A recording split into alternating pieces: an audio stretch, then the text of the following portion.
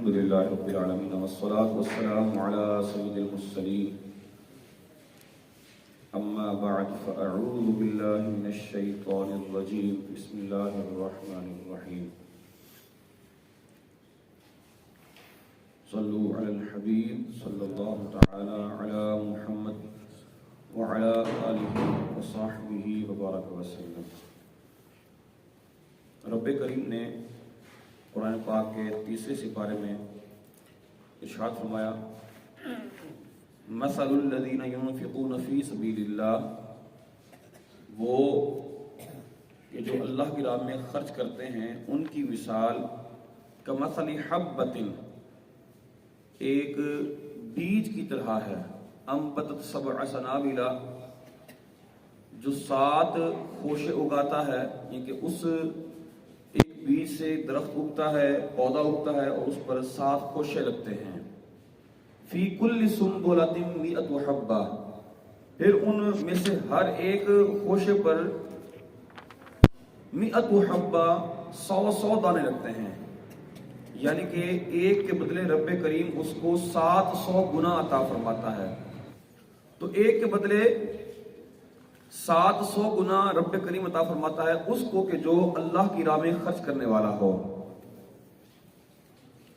تو یہ مثال دی ہے رب کریم نے اللہ کی راہ میں خرچ کرنے کی۔ تو یہ مثال بیان فرمانے کے بعد پھر رب کریم نے ارشاد فرمایا واللہ یضاعف لمن یشاء، اور اللہ پاک جس کے لیے چاہے اس سے بھی زیادہ بڑھا دیتا ہے۔ تو واللہ ذو الفضل العظیم، اور اللہ پاک بڑے فضل والا ہے۔ رب کریم نے یہ ارشاد فرمانے کے بعد پھر یہ بھی ارشاد فرمایا آگے چل کر، رب کریم ارشاد فرماتا ہے الذین ينفقون اموالهم باللیل والنہار، وہ لوگ کہ جو اپنے مال خرچ کرتے ہیں رات میں والنہار اور دن میں، سرا وعلانیہ، چھپا کر اور ظاہر کر کے، فلہم اجرہم عند ربہم، تو ان کا اجر ان کے رب کے پاس ہے۔ یہ 4 صورتیں بیان کی گئی ہیں اللہ کی راہ میں خرچ کرنے کی، ایک رات میں، ایک دن میں، ایک چھپا کر اور ایک ظاہر کر کے۔ تو یہ 4 صورتیں ہیں، چاروں طرح سے اللہ کی راہ میں خرچ کیا جائے، اللہ کی رضا کے لیے خرچ کیا جائے، اس پر ثواب بھی ملے گا۔ بعض مفسرین فرماتے ہیں کہ اس سے مراد یہ جو آیت کریمہ ہے یہ حضرت صدیق اکبر رضی اللہ تعالیٰ عنہ کے حق میں نازل ہوئی، ان کی شان میں نازل ہوئی کہ آپ کے پاس 40,000 درہم تھے، چاندی کے سکے تھے، جن کو آپ نے 10-10 ہزار کر کے ان 4 صورتوں میں آپ نے خرچ کیا۔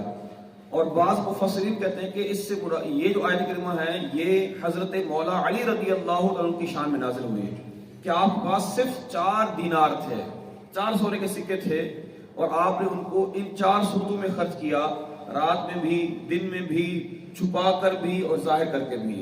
رب کریم کو ان کی یہ ادا پسند آئی، جس کی وجہ سے رب کریم نے یہ ارشاد فرمایا، اور فرمایا ولا خوف علیہم ولا هم يحزنون، ان پر کچھ خوف نہیں ہوگا اور نہ ہی وہ غمگین ہوں گے۔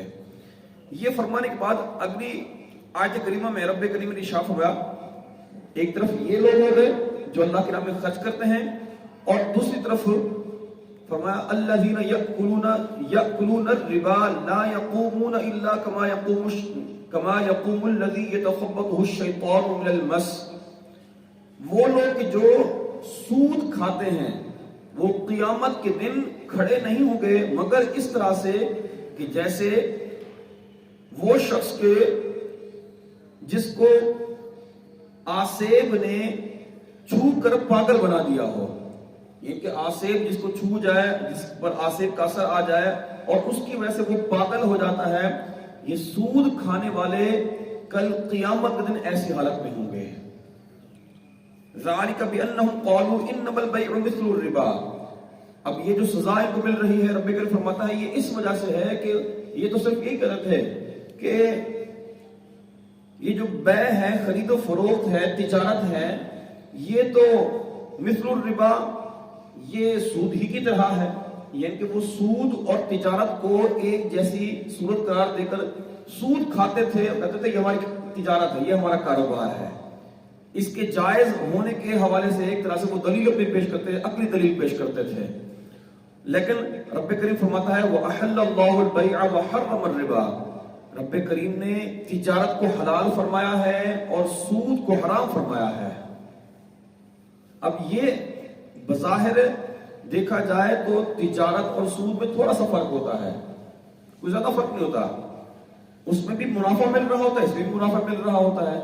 فرق کیا ہوتا ہے کہ اس میں ایک چیز دی جا رہی ہوتی ہے، اس کے بدلے میں منافع مل رہا ہوتا ہے، اور جو سود ہوتا ہے اس میں مال کے بدلے میں ہی منافع مل رہا ہوتا ہے. یہ حدیث پاک میں فرمایا گیا ہے کل قرض جر منفعۃ فهو ربا. ہر وہ قرض کہ جس کے بدلے میں پروفٹ ملے، منفعت ملے، نفع حاصل ہو، وہ سود ہے. جو بھی ایسا پروفٹ جو طے شدہ پروفٹ ہوتا ہے کسی قرض کے بدلے میں تو وہ سود ہے. تو اب یہ کہا کرتے تھے کہ بھئی اس میں اور اس میں ہے فرق کیا؟ تھوڑا سا تو فرق ہے، بس یہاں پر یہ ہے کہ ہم آپ کو چیز دیتے ہیں، ہم یہاں پر پیسے دیتے ہیں. یہاں پر آپ کو چیز کے بدلے میں پروفٹ مل رہا ہے، یہاں پر آپ کو پیسے کے بدلے پروفٹ مل رہا ہے. پروفٹ تو دونوں جگہ پر ہے. تو پروفٹ لینا الگ چیز ہے، لیکن جس کو رب کریم نے ناجائز قرار دے دیا وہ ناجائز ہے، اور جس کو رب کریم نے جائز قرار دیا وہ جائز ہے. دوسری بات یہ ہے کہ جو شخص اس طرح سے سودی لین دین کرنے والا ہوتا ہے، مفتی احمد یار خان نعیمی رحمۃ اللہ تعالی علیہ فرماتے ہیں وہ کبھی بھی نہیں چاہے گا کہ جس کو میں نے قرض دیا ہے وہ کبھی بھی اپنے پاؤں پر کھڑا ہو سکے. وہ ہمیشہ اس کے نقصان کا طالب رہے گا، اس کے نقصان کی خواہش کرتا رہے گا کہ یہ کسی نہ کسی طریقے سے یہ اس کو نقصان ہی ہوتا رہے اور یہ میرا مقروض رہے، قرض میں ڈوبا رہے، اور اس طرح سے میرا سود بڑھتا رہے. جبکہ جو کاروبار کرنے والا ہوتا ہے، آپس میں کاروبار کرنے والے لوگ ہوتے ہیں، وہ کبھی ایسا نہیں کہتے.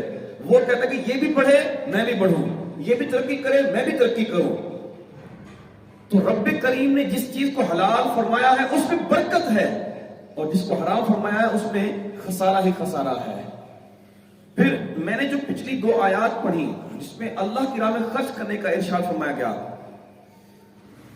تو اس کا اور اس کا سود کے ساتھ کیا تعلق ہے؟ کیوں اس کو مطلب میں نے دونوں جگہوں پر پڑھا بھی، اور اس کا آپس میں تعلق کیا بنتا ہے وہ بھی میں انشاءاللہ عرض کرتا ہوں. پہلے اس آیت کریمہ کو مکمل کر لوں. فرمایا فَمَنْ جَاءَهُ مَوْعِظَةٌ مِّن رَّبِّهِ فَانْتَهَىٰ فَلَهُ مَا سَلَفَ، کہ جس کے پاس اس کے رب کی طرف سے نصیحت آ گئی پھر وہ اس کام سے رک گیا، فَلَهُ مَا سَلَفَ، تو جو پیچھے ہو چکا ہے اس کو معاف ہے. ان کی یہ حکم نازل ہونے کے بعد اب تو کرنا یہ ناجائز ہوگا ہی، جو پہلے والا ہے وہ معاف ہو جائے گا جبکہ وہ آگے کے لیے آئندہ کے لیے رک جائے. وہ امرہ اللہ، اور اس کا معاملہ رب کریم کی بارگاہ میں پیش ہوگا. ومن عاد، اب یہ حکم نازل ہونے کے بعد بھی جو اسی طرف پلٹ کر آئے دوبارہ یہی کام کرے، فاولئک اصحاب النار، یہ جہنم والے لوگ ہیں، ہم فیہا خالدون، اس میں ہمیشہ رہیں گے.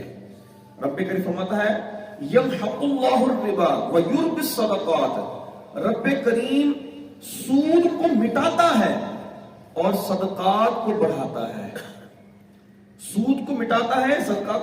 اب میں وہی اور بات کر رہا ہوں جو پچھلی 2 آیات کریمہ میں نے پڑھی کہ رب کریم کس طرح سے اللہ کی راہ میں خرچ کرنے والے کو ثواب عطا فرماتا ہے، اور ان کا مقام مرتبہ رب کریم نے کس طرح سے ارشاد فرمایا ہے. ایک طرف وہ ہوں گے جو اللہ کی راہ میں خرچ کرنے والے ہوتے ہیں، یہ بظاہر دینے والے ہیں. ایسا نہیں ہوتا کہ ان کو کچھ واپسی آتا ہوا نظر آتا ہے، کوئی پروفٹ فوراً مل رہا ہوتا ہے، ایسا نہیں ہوتا. جس نے اللہ کی راہ میں دے دیا اس کی جیب خالی ہو گئی ایک طرح سے، لیکن حقیقت میں اس کو رب کریم اور بڑھا کر دیتا ہے جو کہ بظاہر نظر نہیں آ رہا. اور دوسری طرف یہ شخص ہے جس کو قرض کے بدلے میں بھی اور بڑھ کر مل رہا ہے، لیکن رب کریم فرماتا ہے یہ جو تمہیں بڑھتا ہوا نظر آ رہا ہے نا، یہ بڑھ نہیں رہا، یہ تباہ و برباد کر رہا ہے. جو صحیح مال ہے اس کو بھی ختم کر رہا ہے. یمحق اللہ الربا ویربی الصدقات، اللہ پاک سود کو مٹاتا ہے اور صدقات کو بڑھاتا ہے. پھر یہ آیت کریمہ اور اس سے آگے ایک اور آیت کریمہ یہ چھوڑ کر اس کے آگے رب کریم نے ارشاد فرمایا یا ایھا الذین آمنوا اتقوا اللہ، اے ایمان والو اللہ سے ڈرو، وذروا ما بقی من الربا، جو سود باقی رہ گیا ہے. تم نے کسی کو قرض دیا، تمہارے پیسے واپس آ چکے ہیں، جتنا تم نے قرض دیا اتنے تم لے چکے ہو، اب جو باقی اس کے پاس بچتا ہے وہ صرف سود ہے. تو یہ سود جو باقی بچتا ہے اس کو چھوڑ دو. اور یہ اس وقت کا حکم ہے کہ جب یہ آیت کریمہ نازل ہوئی، جب سود کی حرمت کی آیت کریمہ نازل ہوئی اس وقت کی بات ہے کہ اس سے پہلے جو تم نے سود دیا ہوا تھا اس کو اب تم چھوڑ دو، آئندہ یہ کام نہ کرنا. ایسا نہیں کہ اب بھی کوئی شخص دے اور پھر کہ بھی اب میں اس کو چھوڑ دیتا ہوں، پروفٹ لے کر اب میں چھوڑ دیتا ہوں اس آیت کریمہ پر عمل کرتے ہوئے. ہرگز نہیں، اور وہ گناہگار ہوگا. یہ حکم نازل ہو چکا ہے. وَذَرُوا مَا بَقِيَ مِنَ الرِّبَا إِن كُنتُم مُؤْمِنِينَ، اگر تم ایمان والے ہو تو باقی سود چھوڑ دو. فَإِن لَّمْ تَفْعَلُوا، لیکن اگر تم ایسا نہ کرو گے، ایسا نہیں کرو گے، فَأْذَنُوا بِحَرْبٍ مِّنَ اللَّهِ وَرَسُولِهِ، تو اللہ اور اس کے رسول کی طرف سے جنگ کے لیے تیار ہو جاؤ. سود کھانے والا ایسا ہے جیسے اللہ اور اس کے رسول سے جنگ کرنے والا.